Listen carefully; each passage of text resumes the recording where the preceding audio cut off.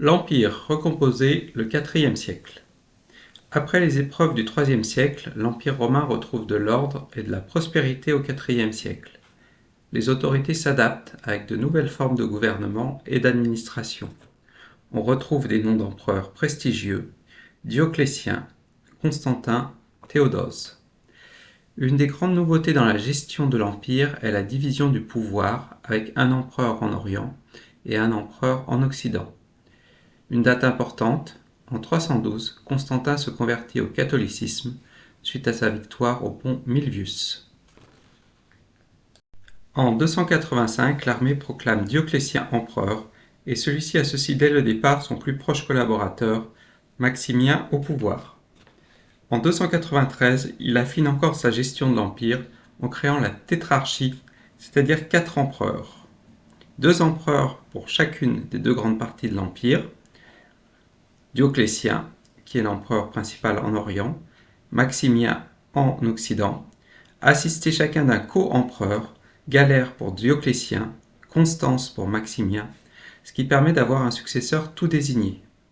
Chaque empereur administre sa partie avec sa propre administration, mais les lois prises par chaque empereur s'appliquent à l'ensemble de l'Empire. D'autre part, Dioclétien met fin à la distinction entre les provinces impériales, dirigées par l'empereur, et les provinces sénatoriales, en principe dirigées par le Sénat, mais en réalité dirigées depuis longtemps par les empereurs. Dioclétien réforme également l'impôt en créant 2 formes de contributions complémentaires, un impôt par tête, c'est-à-dire par personne, le caput, et un impôt foncier sur les propriétés, le ligum. En 299, le triomphe de Maximien à Rome après sa victoire sur les Perses témoigne du relèvement de l'Empire. En 305, Dioclétien et Maximien décident d'abdiquer, ce qui constitue également une première, afin de laisser la gestion de l'Empire à des hommes nouveaux. Dioclétien se retire à Split, où il existe encore des ruines de son palais, et l'Empire a désormais pour empereur Galère, assisté de son neveu Maximin d'Aia, et Constance, assistée de Sévère. Mais cette nouvelle organisation ne résiste pas longtemps. À la mort de Constance, son fils Constantin réclame la succession de son père et s'oppose à l'avènement de Sévère comme empereur. Maxence, le fils de Maximien, s'allie provisoirement à lui. En 306, Constantin est proclamé empereur par les troupes de son père, et en 310, il assiège Maximien à Marseille qui se suicide. L'année suivante, c'est au tour de Galère, malade, de mourir. En 312, Constantin parvient à battre Maxence à la bataille du pont Milvius, à la suite de laquelle il se convertit au christianisme, puis en 324, Licinius qui règne en Orient. À cette date, il a éliminé tous ses concurrents et il se retrouve seul empereur.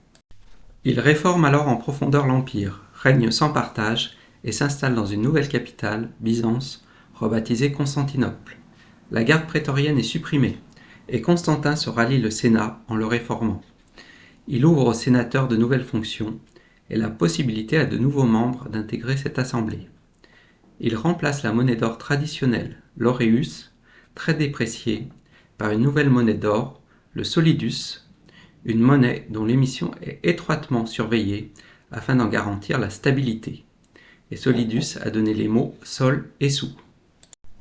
Constantin n'impose pas la religion chrétienne aux Romains, qui restent libres d'exercer leur culte, mais la religion chrétienne est valorisée par l'empereur, qui intervient également en faveur de l'unité de l'Église, divisée entre différentes doctrines. En 325, il dirige le concile de Nicée, qui condamne l'arianisme, une hérésie qui connaît cependant un grand succès. Elle est adoptée en particulier par les Goths. De 332 à 334, il signe des traités avec des peuples aux portes de l'Empire, les Thuringes et les Suèves, et les autorise à s'installer dans l'Empire en échange de différents services, militaires en particulier. En 337, Constantin décède et l'Empire est divisé entre ses 3 fils. Constantin II, qui meurt assez rapidement, Constant et Constance II.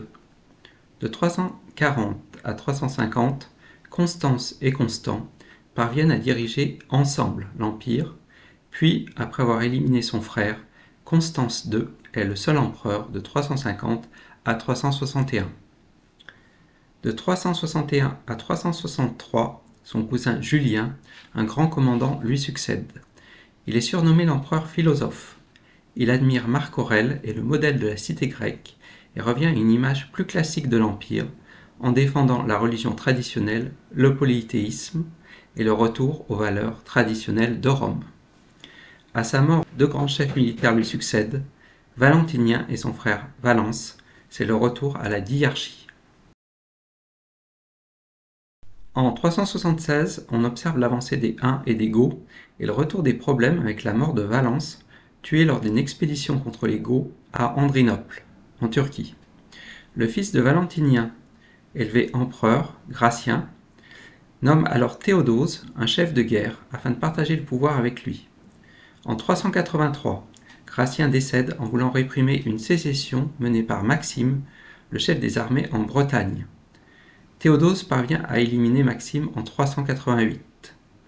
3 ans plus tard, il est le premier empereur chrétien à faire pénitence à la demande de l'évêque de Milan, Ambroise, à la suite d'une expédition destinée à réprimer une révolte à Thessalonique qui dégénère en massacre. Cette action illustre l'importance croissante prise par la religion chrétienne et son Église dans l'Empire. En 395, Théodose Ier, qui a réuni l'Empire pour la dernière fois, décède après l'avoir partagé entre ses deux fils.